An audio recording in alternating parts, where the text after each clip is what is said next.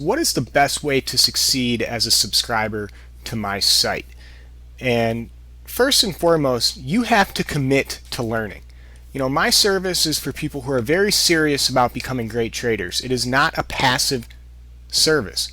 And it starts with you showing up to my sessions by 9 a.m. Eastern if you can make it. Maybe you have your job one day or family commitments one day, but you need to be able to get there by 9 a.m. more times than not so that you don't miss anything pre-market. Because if you want to be successful, you have to put in the work. And this is if you were trading with me or if you weren't trading with me and just trading on your own. You got to put in the work. The biggest mistake I see people make, whether it's with me or on their own, is they think they can check out the market 5 minutes before the open and still be successful. And it doesn't work like that. The analogy I would say is that Michael Jordan didn't show up to a game 5 minutes before tip. So we shouldn't show up to the market 5 minutes before the open.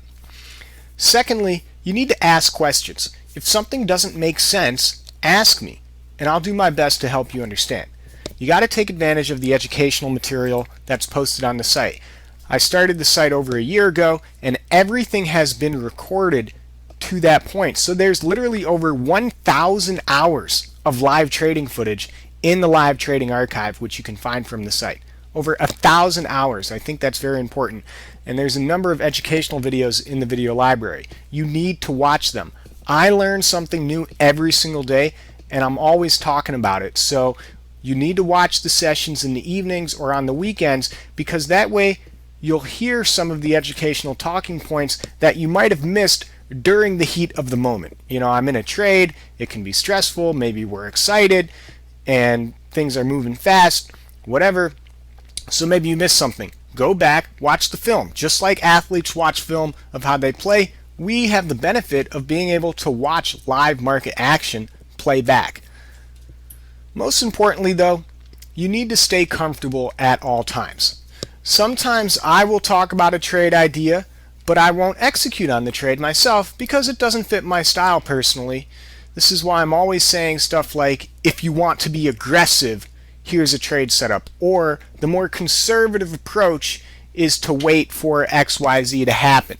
I try to call out these ideas to help you figure out what type of style you want.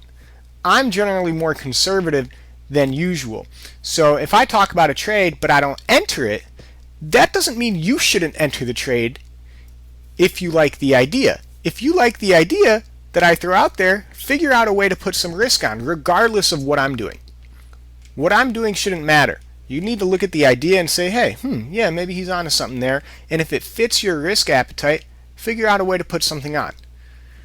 Maybe I enter a trade that you don't think makes much sense. Maybe I do something and you say, man, this is a little too risky for me.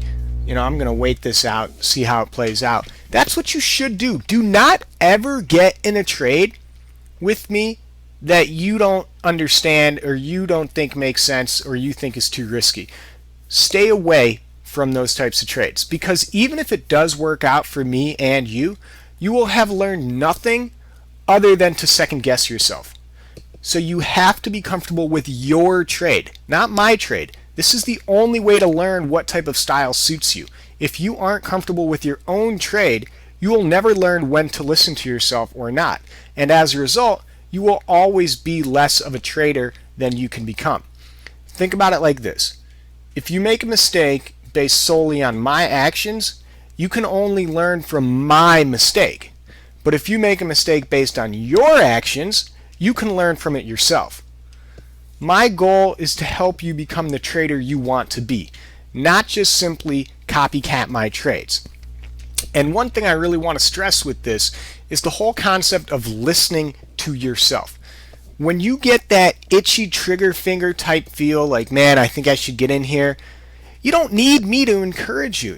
Maybe it feels good if I'm thinking the same thing as you, but really you need to pull the trigger when you feel like you should pull the trigger, because that is how you'll learn if you were correct or not. If you pull the trigger and you end up being right, you know that the next time you get that itchy trigger finger, you can trust yourself. But if you don't pull the trigger and it ends up being right, then you're hesitating and now you're second guessing, and it's going to hold you back on the next time around.